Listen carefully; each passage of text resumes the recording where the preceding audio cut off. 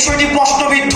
5 August যদি না হতো তাহলে তাদের মধ্যেই আবার দেখা যেত হাসিনার পক্ষে, হাসিনার উন্নয়ন কেন প্রয়োজন সেটির পক্ষে দিস্তায় দিস্তায় আবার রচনা লেখা হতো, কলাম লেখা হতো, টকশোতে আবার কথা বলা হতো। 5 আগস্টের পূর্বে আমাদেরকে ভিলেন বানানোর চেষ্টা করা হয়েছে।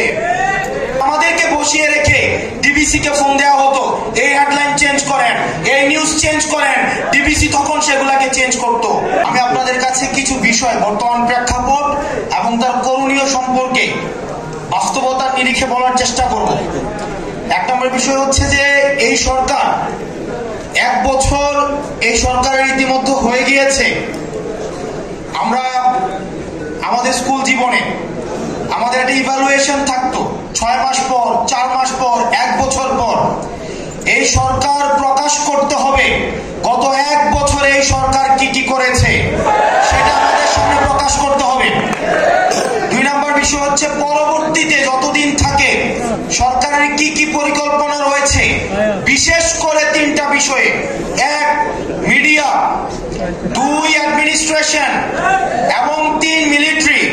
এই 3টা বিষয়ে সরকারের কি ধরনের ব্যবস্থা রয়েছে, কি ধরনের পরিকল্পনা রয়েছে সেগুলো আমাদের সামনে প্রকাশ করতে হবে। আপনারা যদি দেখেন মিডিয়ার যে বর্তমান বাস্তবতা, মানে পৃথিবীতে আর কোথাও এই ধরনের মিডিয়া আছে কিনা এই বিষয়টি প্রশ্নবিদ্ধ। মিডিয়ার কাজ হচ্ছে নিজে গিয়ে ইনভেস্টিগেট করে সংবাদ সংগ্রহ করা। আমরা সেই জায়গায় দেখতে পাচ্ছি বর্তমান অধিকাংশ মিডিয়ার ভাইয়েরা এসে যারা নির্মোহভাবে বস্তুনিষ্ঠভাবে যারা কাজ করতে চায় তারা আমাদের কাছে এসে অভিযোগ জানায় যে ভাই মিডিয়ার যে মেকানিজম সেখানে কাজ করা অনেক বেশি ডিফিকাল্ট হয়ে যাচ্ছে। ক্যান্টনমেন্ট থেকে, ডিজিএফআই থেকে নিউজ লিখে মিডিয়াতে দেয় এবং সেইটা মিডিয়া ছাপায়। এমন আপনারা দেখেছেন সম্প্রতি মিডিয়া কিভাবে নগ্নভাবে এই গণ অভ্যুত্থানের সাথে যারা জড়িত তাদের ক্যারেক্টার অ্যাসাসিনেশনের জন্য, নারীদেরকে কিভাবে বিতর্কিত করার জন্য একটা চেইন, একটা অ্যাপ্রোচ নিয়েছে। আমরা মিডিয়ার প্রতি আহ্বান জানাবো। আমরা চাই মিডিয়ার থেকে বস্তুনিষ্ঠ এবং জনগণের যেই বক্তব্য, জনগণের যেই দেশ নিয়ে যে পরিকল্পনা সেটা সঠিকভাবে উঠে আসুক। অথচ আমরা মিডিয়াকে দেখতে পাচ্ছি গণমাধ্যমে আগের মতো ডিজিএফআই থেকে শুরু করে রাষ্ট্রীয় বিভিন্ন এজেন্সি সেখানে নগ্নভাবে হস্তক্ষেপ করে। কিছুদিন আগে চ্যানেল 1, ডিবিসি আমরা দেখেছি অভ্যুত্থানের সময় আমাদের ব্যক্তিগত অভিজ্ঞতা, অভ্যুত্থানের সময় যখন আমাদেরকে বন্দী করেছে, ডিজিএফআই যখন উঠিয়ে নিয়ে গিয়েছে, আমরা দেখেছি আমাদেরকে বসিয়ে রেখে ডিবিসি কে ফোন দেওয়া হতো, এই হেডলাইন চেঞ্জ করেন, এই নিউজ চেঞ্জ করেন, ডিবিসি তখন সেগুলাকে চেঞ্জ করত। আমরা দেখতে পাচ্ছি আগের মতো করে একই ধরনের মিডিয়া এখন তার চরিত্র আবার আগের মতো হয়ে গিয়েছে। এজেন্সি ছবি তুলে পাঠায়, সেটা মিডিয়াকে দেয় এবং মিডিয়া সেটাকে প্রকাশ করে। মিডিয়া এখন আর গণমানুষের নাই, সেটা এখন এজেন্সির মুখপাত্র হিসেবে কাজ করছে। প্রিয় মিডিয়ার ভাই বন্ধুরা যারা আছেন, আমরা আপনাদের কাছে বিনীতভাবে অনুরোধ করব, আমরা চাই না মিডিয়াকে আর কেউ নিয়ন্ত্রণ করুক। হাসিনা যেভাবে মিডিয়াকে নিয়ন্ত্রণ করেছে, বাণিজ্যিকীকরণ করেছে, বিভিন্ন অলিগার্ক শ্রেণীর মধ্য দিয়ে মিডিয়াকে নিয়ন্ত্রণ করেছে, সেটির অবসান ঘটুক। এবং আপনারা যারা গণমাধ্যম কর্মী আছেন, আমরা জানি আপনাদেরকে বেতন দেওয়া হয় না, শুধুমাত্র মিডিয়ার বুমটা ধরিয়ে দিয়ে আপনাদেরকে বলে এটা দিয়ে আপনাদের জীবিকা অর্জন করেন। আপনাদের ওয়াইজ বোর্ড নাই, আপনাদের নিয়মিত বেতনের কোনো ব্যবস্থা নাই। আমরা চাই আপনারা আপনাদের পক্ষে কথা বলুন, আপনারা গণমানুষের প্রতিনিধিত্ব করুন।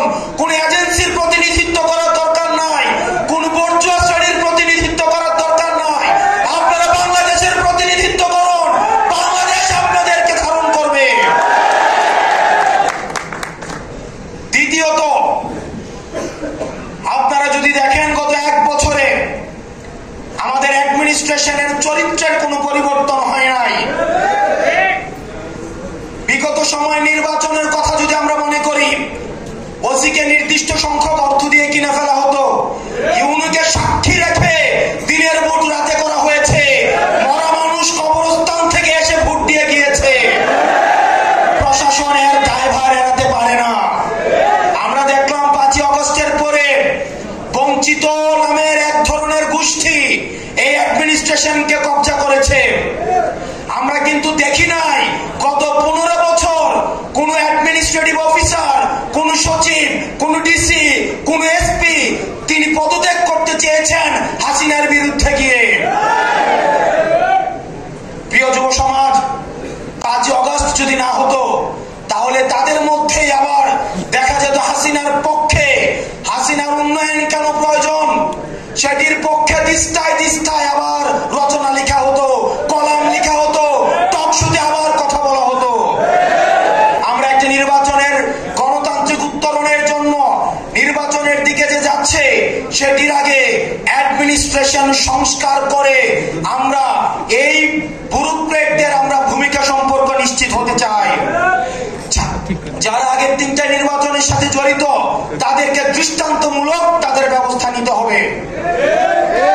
প্রিয় যুব সমাজ, সেটির বিষয়ে আমাদের ভয়েস রেজ করতে হবে মাঠে এবং জনগণের মধ্যে সেই বিষয়ে সচেতনতা বিস্তার করতে হবে। আর কোন প্রশাসন যেন হাসিনার সেবাদাস হিসেবে জনগণের বিপক্ষে গিয়ে ব্যালট যুদ্ধে ব্যালটকে বুলেটের সামনে রেখে জনগণের বিপক্ষে কাজে না লাগাতে পারে।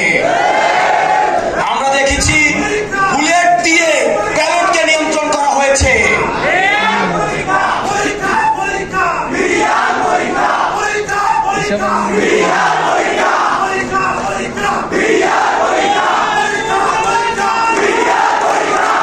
প্রিয় যুব শক্তি, আমরা অ্যাডমিনিস্ট্রেশনের যারা রয়েছেন পরবর্তী বাংলাদেশ বিনির্মাণের জন্য আপনাদের ভূমিকা অপরিসীম, আপনাদের সহযোগিতা আমাদের লাগবে। একটা বাংলাদেশ বিনির্মাণের জন্য আপনাদের গুরুত্বকে কখনোই এখানে গণ্য করার সুযোগ নেই। কিন্তু দয়া করে আপনারা এনসিপি পন্থী হওয়ার দরকার নাই, আপনাদের জামাতপন্থী হওয়ার দরকার নাই, আপনাদের বিএনপি পন্থী হওয়ার দরকার নাই। কোন রাজনৈতিক পন্থী হলে সেটার পরিণতি কি হয় সেটা আপনারা 5ই আগস্ট দেখেছেন। দয়া করে আপনারা যে শপথ নিয়ে জনগণের সেবা করার জন্য আসেন, আপনারা দয়া করে বাংলাদেশ পন্থী হন। সর্বশেষ সবচেয়ে কনসার্নিং বিষয়, আমরা দেখেছি খুন হত্যার সাথে কিভাবে রাষ্ট্রীয় এজেন্সিগুলো কিভাবে জড়িত রয়েছে। 5ই আগস্টের পূর্বে আমাদেরকে ভিলেন বানানোর চেষ্টা করা হয়েছে। আমরা দেখেছি এজেন্সিগুলো মিডিয়াকে নিয়ন্ত্রণ করে, এজেন্সিগুলো ব্যুরোক্রেটদেরকে নিয়ন্ত্রণ করে। সেজন্য ডিজিএফআই নামে যে সংগঠনটি রয়েছে সেটির বিরুদ্ধে যথাযথ ব্যবস্থা নিতে হবে। পৃথিবীতে আর কোন অর্গানাইজেশন নেই। আপনি যদি সিআইএ এর কর্মকাণ্ড দেখেন, তারা ইন্টারনাল এই ডোমেস্টিক পলিটিক্স নিয়ে তারা কখনোই, আপনি দেখবেন ডিজিএফআই বিদেশে বাংলাদেশ নিয়ে কি ষড়যন্ত্র হচ্ছে সেটি নিয়ে কোনো তথ্য নেই। তারা একটা রাজনৈতিক দলের সাথে আরেকটা রাজনৈতিক দলের, একটা রাজনৈতিক নেতার সাথে আরেকটা রাজনৈতিক দলকে কিভাবে মুখোমুখি দাঁড় করিয়ে দেওয়া যায় সেটি নিয়ে তারা দিনরাত ব্যস্ত থাকে। আমরা বলবো আপনারা আপনাদের কাজ করেন। এই আনঅডিটেড, আপনারা যদি দেখেন ডিজিএফআই এর কিন্তু অর্থ কখনো হিসাব করা হয় না। একটা আনঅডিটেড একটা ফান্ডেড একটা প্রতিষ্ঠান হচ্ছে ডিজিএফআই, এবং সেটাকে দীর্ঘদিন গুম খুন হত্যার সাথে সেটাকে জড়িত করা হয়েছে। দুঃখজনক ভাবে আমরা দেখছি রাষ্ট্রের অনেক বড় বড় কর্তা ব্যক্তিত্ব এখন ডিজিএফআই এর পক্ষে দাঁড়িয়ে যাচ্ছে। আমরা চাই এই প্রতিষ্ঠানটাকে সংস্কার করতে হবে, প্রয়োজনে এই প্রতিষ্ঠানটাকে ব্যান করে দিতে হবে। ব্যান করে দিয়ে এই মিলিটারি অর্গানাইজেশনকে বাংলাদেশ পন্থী হিসাবে গড়ে তুলতে হবে। কোন দলপন্থী করার কোনো প্রয়োজন নাই। বাংলাদেশের স্বাধীনতা সার্বভৌমত্বের জন্য এই মিলিটারি অর্গানাইজেশনকে আধুনিক যুগোপযোগী আমাদের 24 দফায় আমরা যেভাবে বলেছি বাংলা বাংলাদেশের আমরা গড়ে তুলবো, সেভাবেই গড়ে তুলতে হবে।